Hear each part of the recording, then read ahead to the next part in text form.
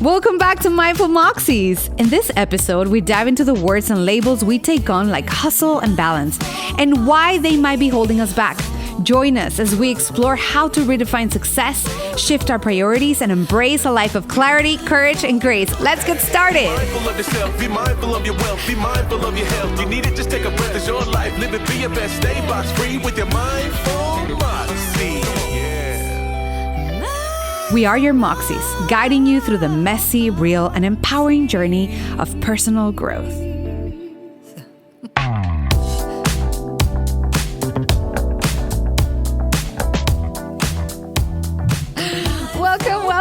Welcome back. This is Mindful Moxies. My name is Adrianna Foster. And I am Luly B. Carreras. And we are here to be your Moxies, to help you embrace the messy realities of growth so you can experience a life of clarity, courage, and grace. Grace. This is why amazing grace. This is why we created this podcast, because we want to give you all the tools that you deserve to have a life of clarity, courage, and grace. And this is why we're here. So I'm excited. How do you feel today? I feel good. And we want to give you the tools, but we're right there with you. Yes. We are with you. Yes. This is also the Mindful Confessions. Mindful Confessions. Did you guys watch last week's episode? I'm still processing last week's episode. Or maybe they listened. Maybe they didn't watch us. Well, that's true.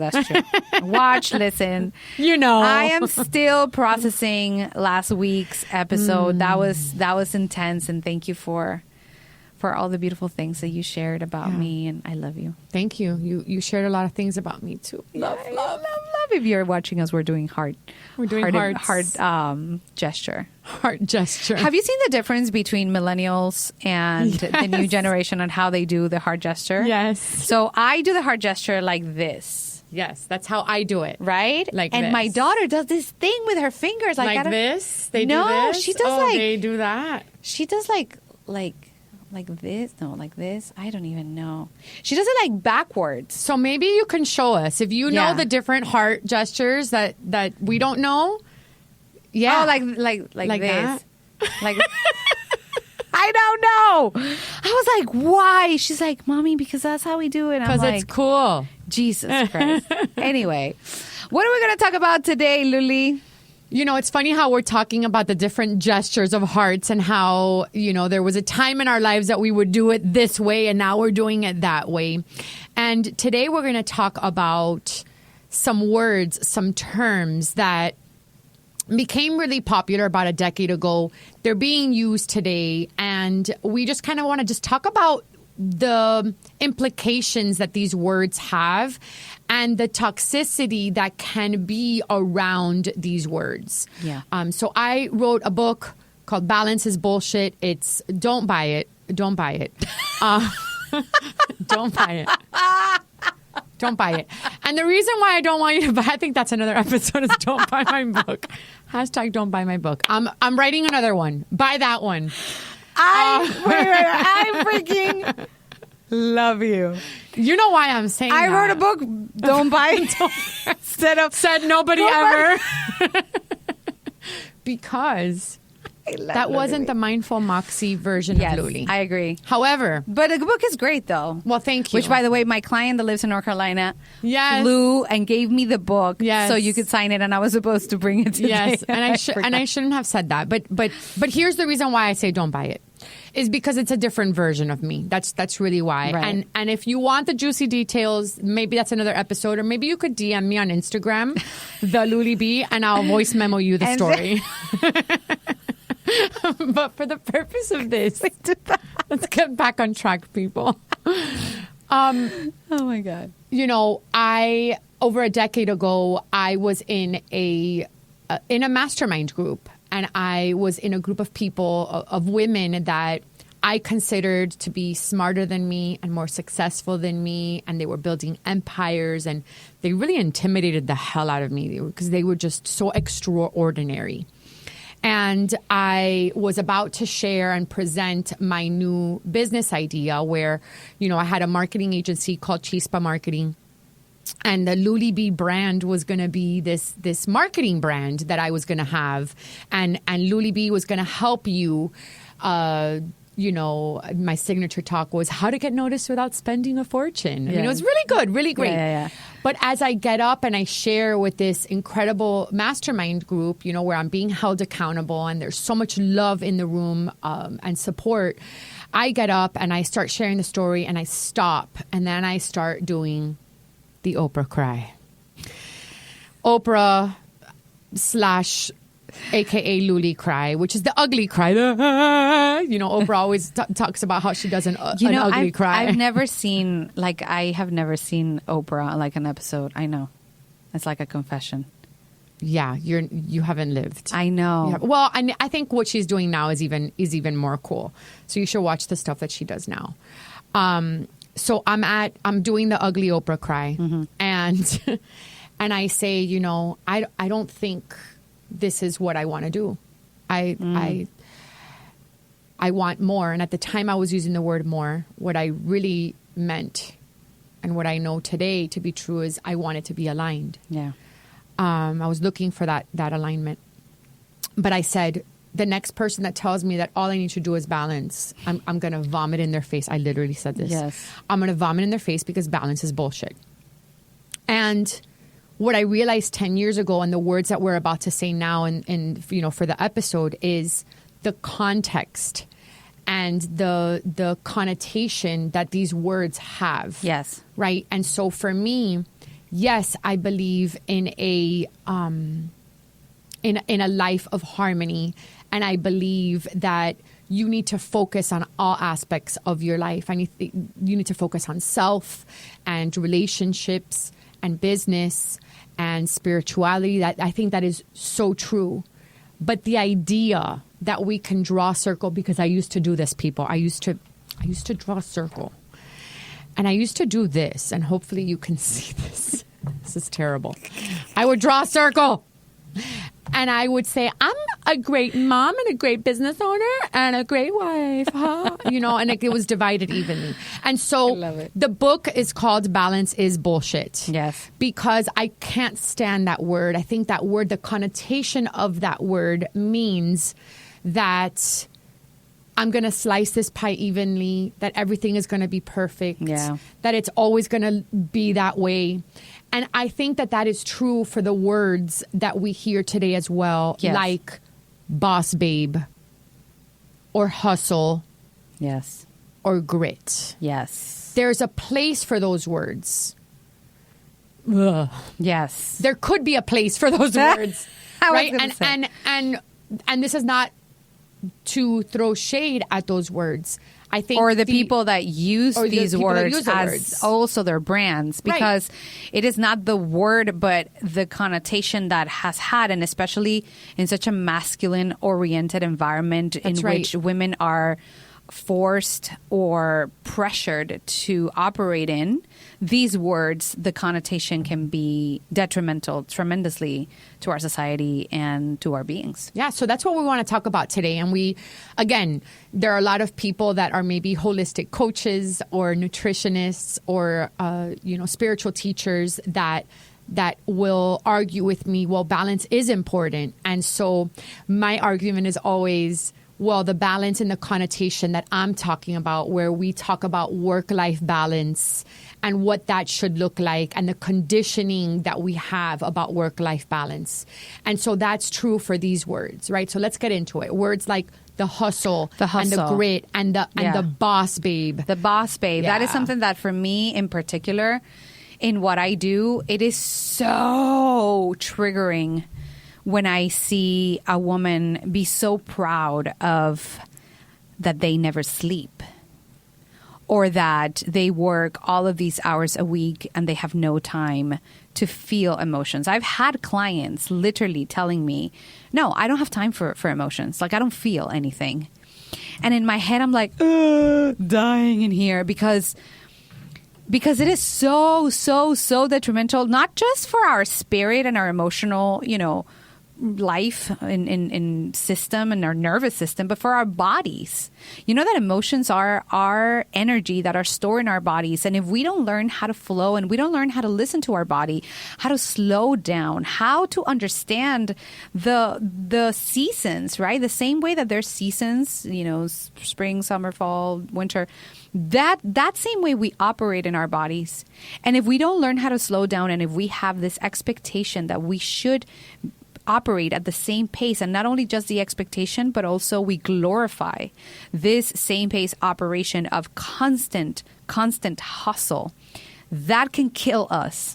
That can make you sick. That can build an environment where you disconnect from our bodies. And there's so much research around this. This is not just us saying it. Like, I invite you, don't believe me, go and do your research around the detriment to your physical health, your emotional health, your relationships, and your overall ability to create joy, fulfillment, and alignment in your life if you have an expectation of a 100% success, movement, action all the time. And if you glorify yourself for this expectation. Yeah, I really appreciate that. I find myself many times at the boost table, which you have sat at, and you shared a beautiful story last week about that. Yeah.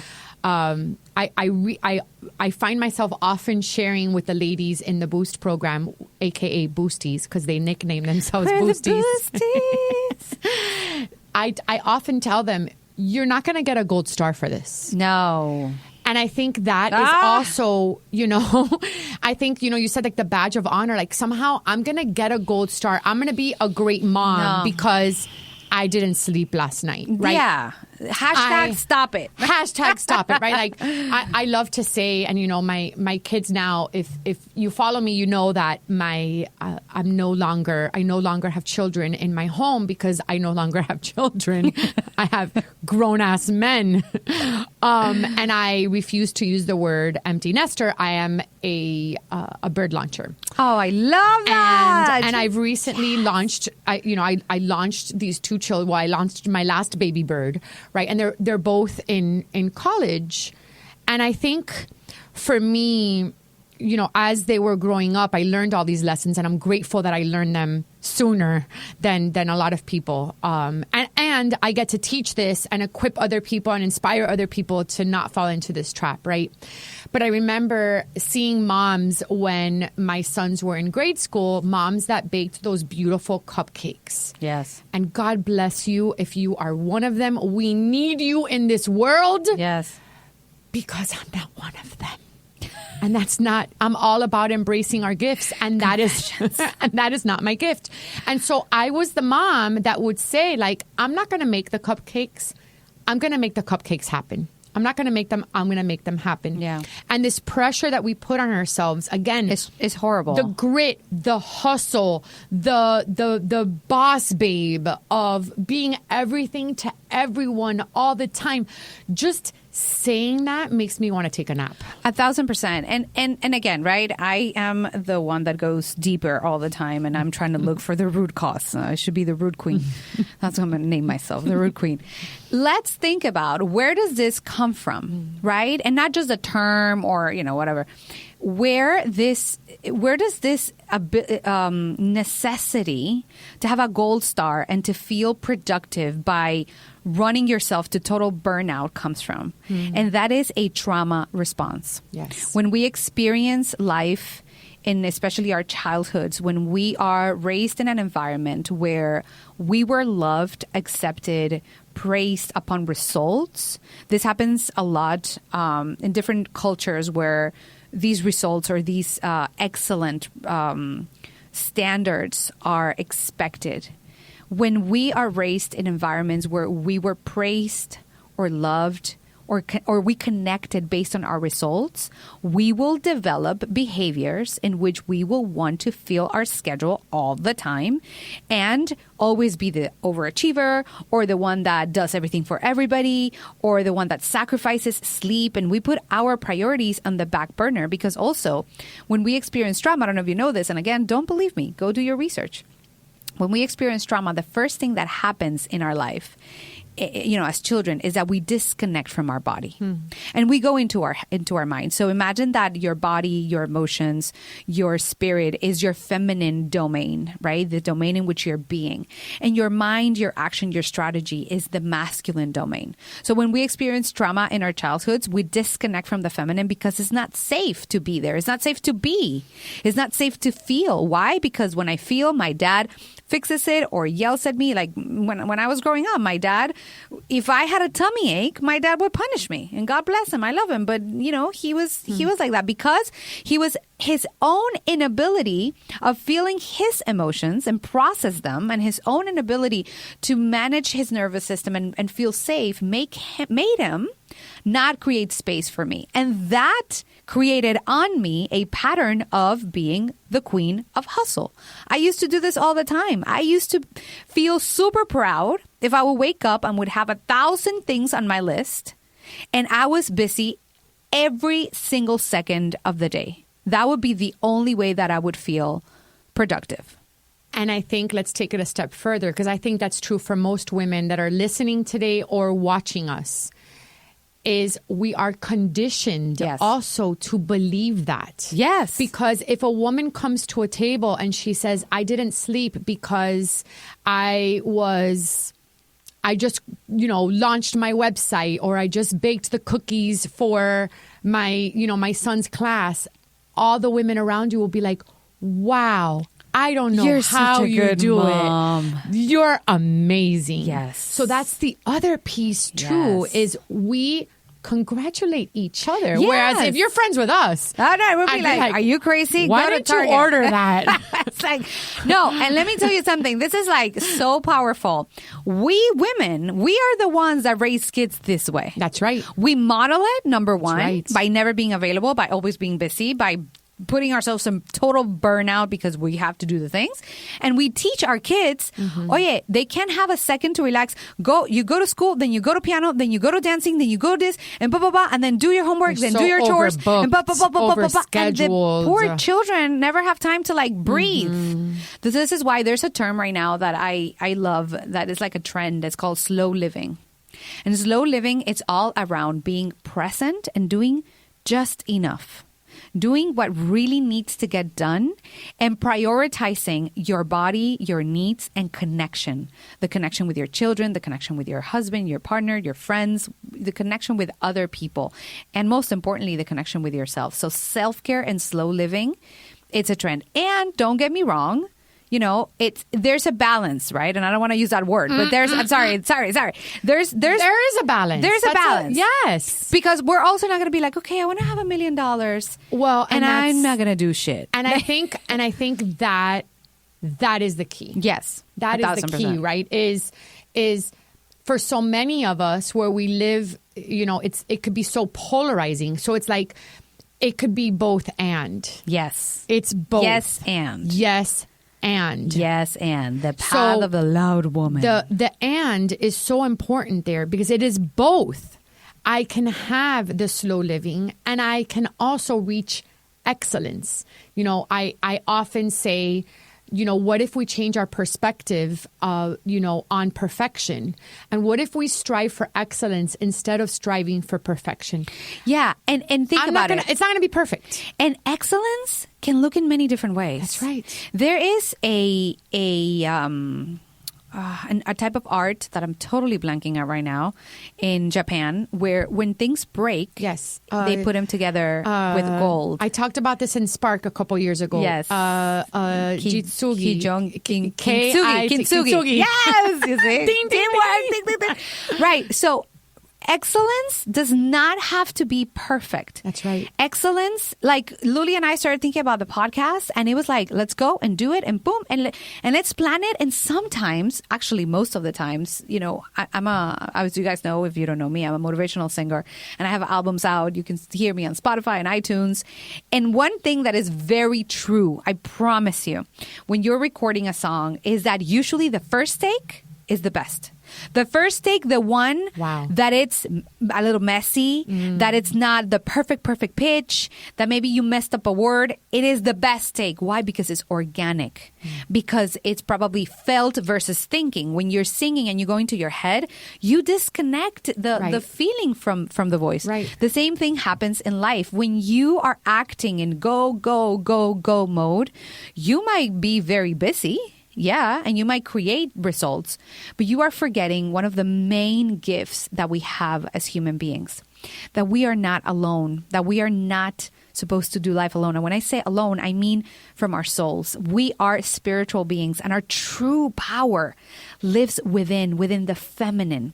When you connect, when you heal trauma, and you allow yourself to fully step into your feminine, which is your being, and you learn how to listen to your gut, to your body, things start unfolding as magic.